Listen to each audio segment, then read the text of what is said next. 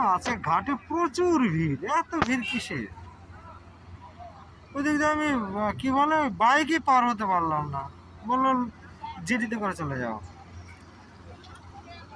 কত মুসলিমদের মানে কি ইস্তেহার না কি যেন একটা উৎসব আছে, ওই কারণের জন্য।